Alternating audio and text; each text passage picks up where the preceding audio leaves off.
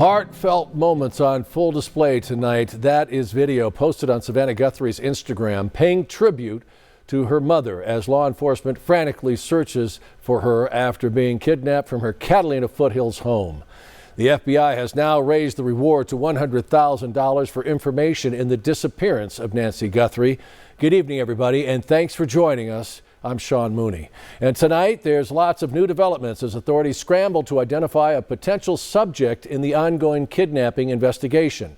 News 4 Tucson's Monica Garcia is live in the Catalina Foothills once again, following it all. And Monica, what developments are you tracking tonight?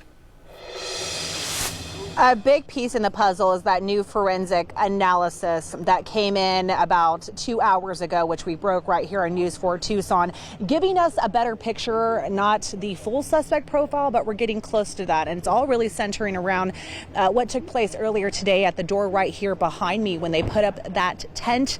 I mean, there was a lot to be said about that. It was a specialized FBI team from Quantico that used that doorway as a measurement reference, calculating the suspect's height and build from the video. So this is all really great information as we inch closer to really identifying who that person was. So let's take a look at the backpack. That's another thing that's breaking today is images of this person's backpack that they were wearing, thanks to the FBI confirming the person seen in that doorbell footage was carrying a black 25-liter Ozark Trail Hiker backpack. We looked it up online. I mean, this backpack is available everywhere, mainly Walmart and Target. That is a detail investigators believe could obviously narrow down thousands of incoming tips, though, okay? Despite it being sold at a lot of places, it still helps them, they tell us. Now let's go ahead and talk about the suspect description. And I want to talk about it while we're looking at the video there, because this is what's important. We've seen this video, a lot. We played this all over our station, all over social media, and now we're getting a better idea and being able to tell you guys more about what we're looking at thanks to that forensic analysis. Agents analyzing that doorbell video frame by frame from their lab. It's that doorway that became the fixed reference point known as a measurement used to calculate the suspect's approximate height and their build. Investigators say that kind of forensic work can measure proportions down 2 inches is what we're getting. Investigators now describing that person, that man, the suspect, at 5'9" to 5'10" with an average build. So let's go to what the Pima County Sheriff's Department is now telling us. And so this morning they have said that they are expanding their search.